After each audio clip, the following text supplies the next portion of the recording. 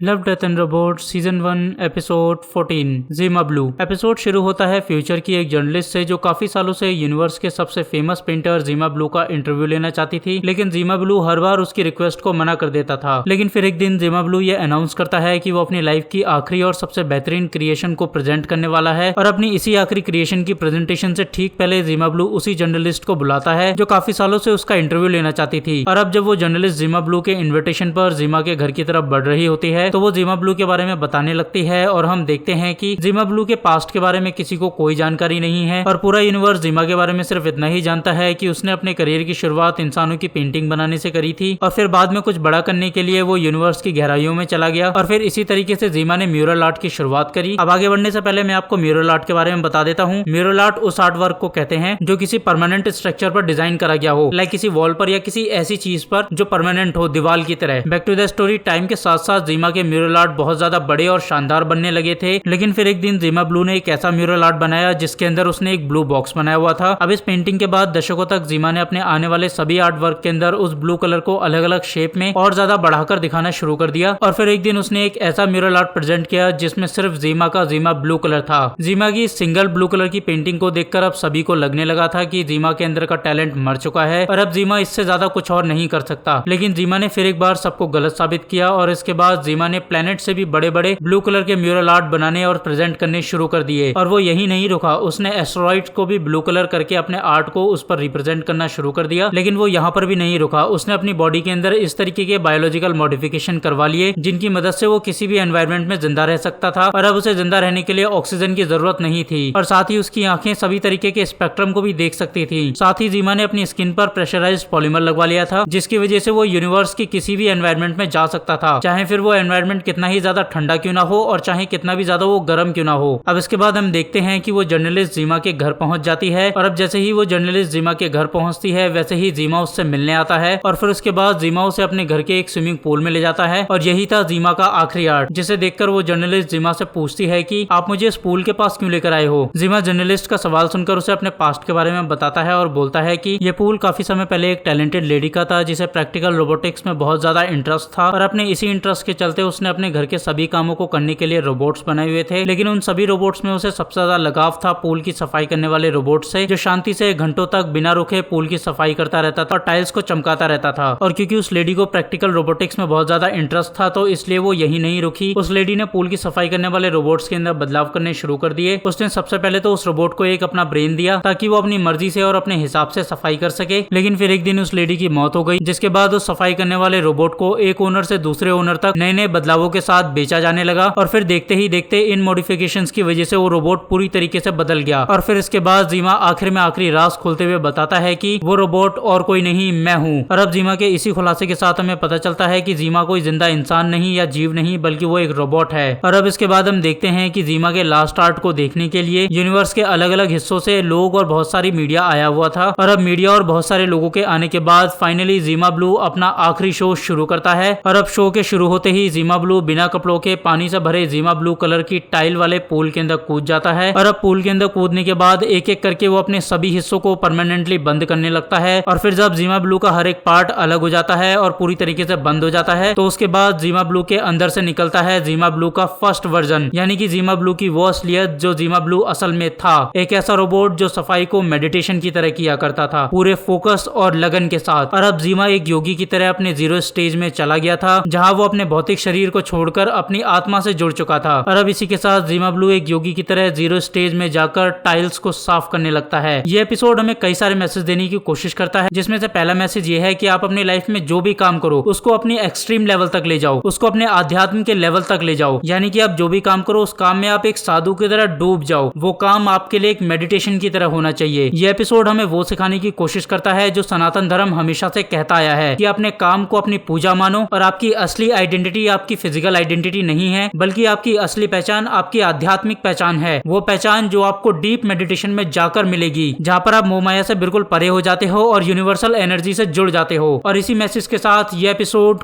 खत्म हो जाता है।